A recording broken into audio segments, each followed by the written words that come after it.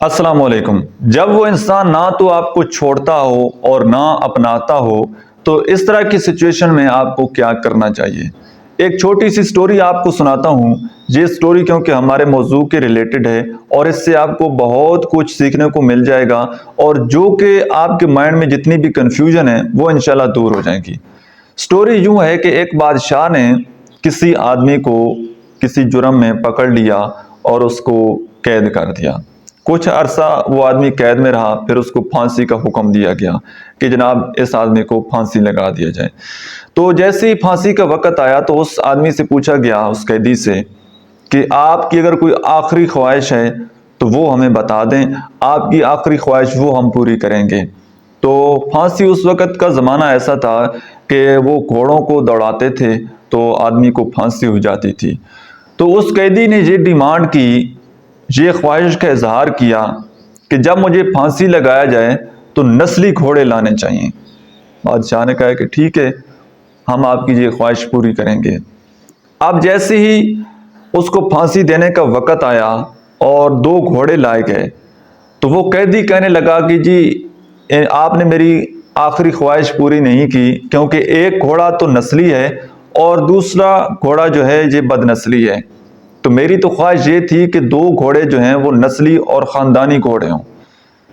बादशाह ने बड़ा ताज्जुब किया और घोड़ों के मालिक को बुलाया और उससे पूछा कि बताएं इनमें से नस्ली हैं या बदनस्ली हैं। तो घोड़ों के मालिक ने कहा, बादशाह सलामत, ये आदमी बिल्कुल ठीक कह रहा है, हमारा एक घोड़ा वो नस्ली है और दूसरे घोड़े में कुछ गधे का मिलाप है। तो बादशाह उस कैदी की हिकमत पर बड़ा मुतासिर हुआ। उसने उस कैदी से पूछा कि आपको कैसे पता लगा कि ये नस्ली घोड़ा है, ख़ानदानी घोड़ा है और ये बदनस्ली है। तो वो कैदी कहने लगा कि जो नस्ली घोड़ा था वो बिल्कुल आराम से खड़ा हुआ था, लेकिन जो बदनस्ली था वो अपनी टांगें ज़मीन पर मार रहा था, कभी इधर देख रहा था कभी उधर देख रहा था। तो मुझे पता लग गया कि ये घोड़ा नस्ली नहीं है। तो बादशाह उसकी हिकमत से बड़ा मुतासिर हुआ और हुक्म ये दिया कि इस आदमी को फांसी ना दी जाए बल्कि इसको कैद ही रखा जाए और एक रोटी इसको देते रहें। अब वक्त गुजरता गया। कुछ अरसे बाद बादशाह सलामत के दरबार पर एक सुनारा आ गया। सुनारे के पास दो हीरे थे। सुनारे ने यह कहा कि जी आपके जो दरबारी हैं या जो आपके जो वजीर मुशीर हैं, यहाँ पर अगर कोई बंदा मुझे असली और नकली हीरे की पहचान कर दे तो ये दोनों हीरे मैं आपको गिफ्ट में दे दूंगा। तो बादशाह ने कहा कि ठीक है, लेकिन कोई वजीर मुशीर उसको ना मिला। बादशाह के ज़हन में फौरन वो कैदी आया। उसने कहा कि जी उसको ज़रा लेकर आए। वो कैदी आया, उसने जनाब 1 मिनट से पहले जो असली हीरा था उसकी पहचान कर ली और सुनार ने वो हीरा बादशाह को गिफ्ट कर दिया। बादशाह उस कैदी की हिकमत से, उसके इल्म से और ज़्यादा मुतासिर हुआ।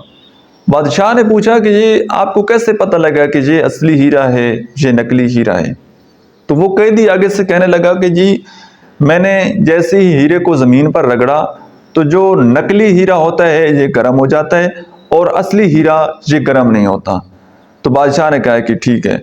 उस आदमी को वापस कैद कर लिया गया और बादशाह ने अपने लांगड़ी को कहा है, जो कि खाना देने वाला होता है, उसको कहा है कि अब इसको एक रोटी इजाफी दे देनी है। अब इसकी 2 रोटियां डेली बेसिस पर इसको आपने देनी है। तो उस दिन शाम को जैसे ही वो लांगड़ी उस कैदी के पास पहुंचा और एक रोटी इजाफी दी तो वो कैदी उस लांगड़ी को कहने लगा कि आपका जो बादशाह है ये भी कोई खानदानी नहीं है, ये असल में लांगड़ी है। तो लांगड़ी बड़ा परेशान कि यार ये कैसे हो सकता है। उसने फौरन से पहले बादशाह सलामत को ये रिपोर्ट पहुंचाई कि जी कैदी कह रहा है आपके बारे में कि आप खानदानी नहीं हैं।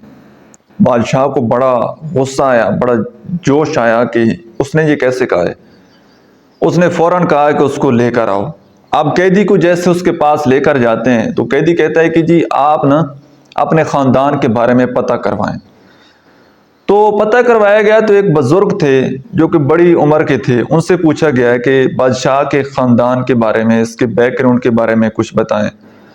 तो उसने कहा है कि ये जो बादशाह है इसका बाप यकीनन बादशाह था और वो बादशाह कैसे बना कि اس بادشاہ سے پہلے اس کا جو بادشاہ تھا، اس بادشاہ کا جو باپ تھا، اس کے باپ سے پہلے ایک بادشاہ تھا جس کی کوئی اولاد نہیں تھی، اور اس نے یہ اعلان کیا کہ جو میری رعایا کو، جو میرے لوگوں کو کھانا کھلائے گا، میں اس کو بادشاہ بنا دوں گا۔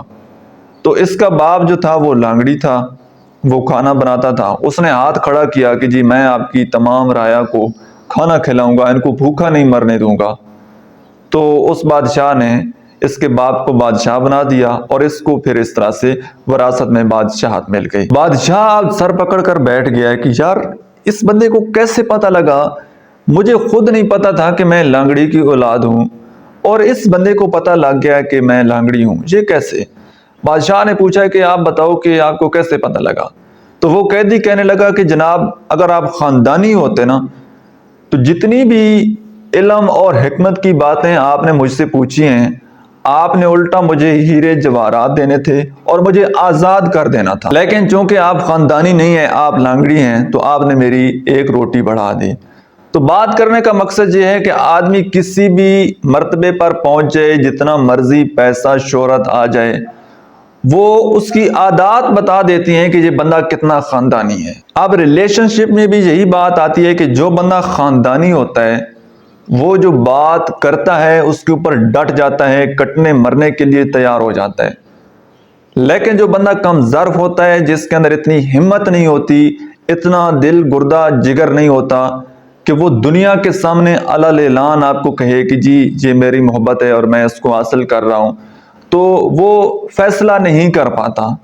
اب وہ اتنا کمزور ہوتا ہے، اتنا بزدل انسان ہوتا ہے، نہ تو وہ آپ کو اپناتا ہے، دنیا کے سامنے اظہار کرتا ہے، اور آپ کو چھوڑنے کی ہمت بھی اس کے اندر نہیں ہوتی۔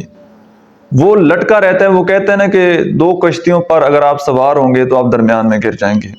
نہ وہ آپ کو کہیں جانے دیتا ہے اور نہ وہ آپ کو حاصل کرتا ہے۔ تو خدا نخواستہ اگر آپ کی کسی ایسے انسان کے ساتھ محبت ہو گئی، آپ کو کسی ایسے انسان کے ساتھ آپ نے رشتہ بنا لیے، تو ساری زندگی پھر آپ کی ضلالت ہے، کیونکہ وہ بندہ کبھی بھی مشکل وقت کو فیس نہیں کر پائے گا۔ دنیا کے جو تیر چلیں گے وہ کبھی بھی اپنے سینے میں وہ برداشت نہیں کرے گا، بلکہ وہ بھاگ جائے گا، کیونکہ وہ ایک بزدل آدمی ہے۔ اب آپ کے اوپر یہ ڈیپینڈ کرتا ہے، اگر آپ خاندانی ہیں، اعلیٰ ظرف کے ہیں، تو جس بندے نے بھی آپ کے ساتھ اظہار محبت کیا ہے اور وہ اپنی بات پر قائم نہیں ہے، یا اس سے فیصلہ یہ نہیں ہو پا رہا کہ وہ آپ کو اپنا لے اور وہ آپ کو چھوڑنا بھی نہیں چاہتا، تو آپ یہ ڈیسیژن کریں اور اس آدمی کو چھوڑ دیں، اس کی زندگی سے نکل جائیں، اس کا پیچھا چھوڑ دیں۔ اگر آپ اس کا پیچھا نہیں چھوڑیں گے تو ساری زندگی پھر آپ نے اسی طرح رہنا ہے، خود بھی ٹینشن میں رہنا ہے، اس کو بھی ٹینشن میں رکھنا ہے۔ تو یہ ڈیسیژن آپ کو خود کرنا پڑے گا، آپ کو خود اس بندے کی جان چھوڑنی پڑے گی اور اپنی نئی منزل، نئے رستوں کی تلاش کرنی پڑے گی۔ سو آئی ہوپ کہ آج کی ویڈیو سے آپ نے کچھ نہ کچھ ضرور سیکھا ہوگا۔ آج کی ویڈیو کے حوالے سے یا کوئی اور کویسچن آپ کے مائنڈ میں ہو تو وہ آپ کمنٹ سیکشن میں ضرور پوچھ سکتے ہیں۔ Thank you so much.